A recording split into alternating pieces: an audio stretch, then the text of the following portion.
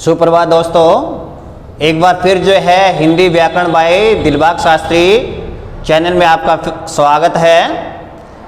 आज जो है हम करने जा रहे हैं स्रोत के आधार पर शब्द का कितने भेद होते हैं और कौन कौन से होते हैं, किस तरह से उसका हम वर्गीकरण करेंगे, वो आज हम आसान तरीके से समझेंगे।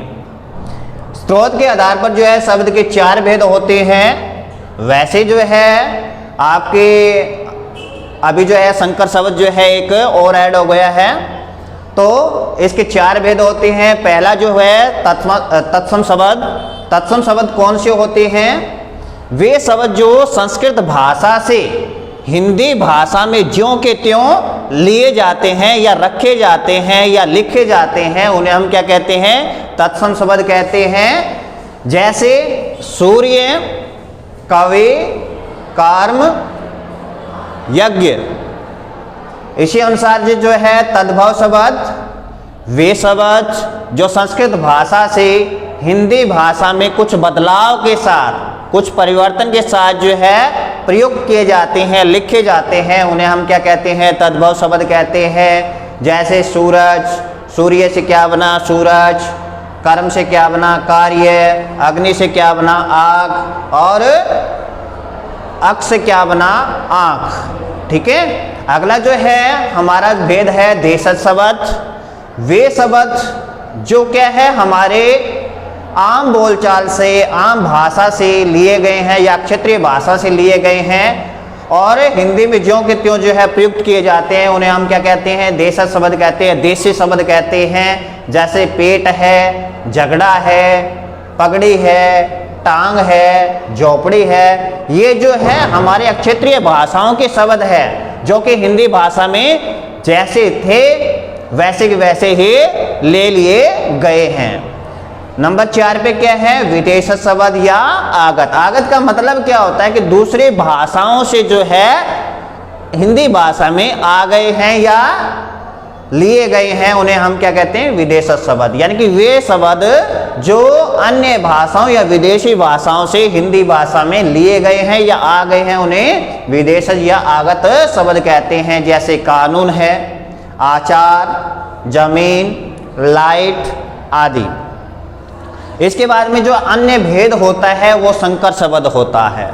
संकर शब्द होते क्या हैं? वे शब्द जो है दो भाषाओं, अलग अलग भाषाओं से मिलकर एक शब्द का निर्माण करते हैं, उन्हें हम क्या कहते हैं? संकर शब्द कहते हैं। जैसे रसोई घर। रसोई अलग जो है भाषा का है और घर अलग है, तो रसोई घर, पाकशाला, सिनेमा घर, रेलगाड़ी, ये आदि। तो स्रोत के आधार पर जो है शब्द के जो है 4 भेद होते हैं: तत्सम, तद्भव, देशज, विदेशज। रचना के आधार पर शब्द के जो है 3 भेद होते हैं।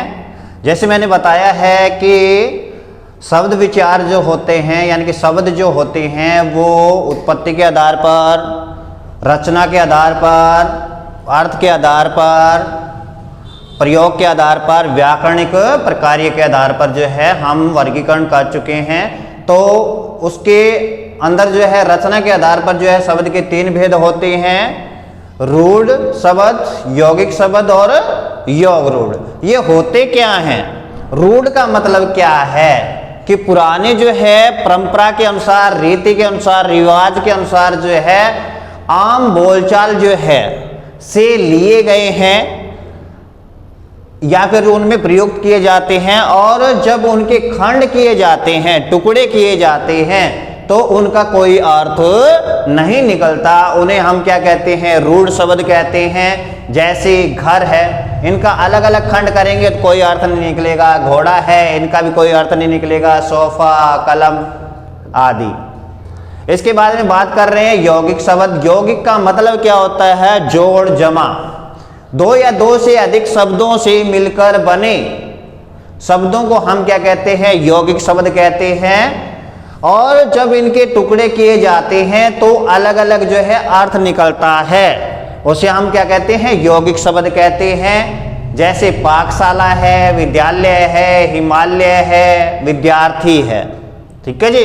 इसके बाद में बात कर रहे हैं योग रूढ़ शब्द। योग रूढ़ योग भी हो, जोड़ भी हो, और रूढ़ यानी कि पुराने रीति रिवाज, यानी कि पुरानी बातों से लिए गए हैं, पुराने रिवाज के अनुसार जो है ग्रहण किए गए हैं, कि वे शब्द जो दो या दो से अधिक शब्दों से मिलकर बने हैं और किसी विशेष अर्थ को प्रकट करते हैं, उसे हम क्या कहते हैं? योग रूढ़ शब्द कहते हैं। जैसे पंकज, खेचर, जलज, चौराहा, चारपाई, यानी कि ये अलग जो है किसी अन्य व्यक्ति को जो है प्रयोग करते हैं, यानी कि उसके बारे में बताते हैं। तो ये जो हमारा आज का जो टॉपिक था, उत्पत्ति के आधार पर, रचना के आधार पर, ये आपको जो है अच्छे से समझ में आ गया होगा।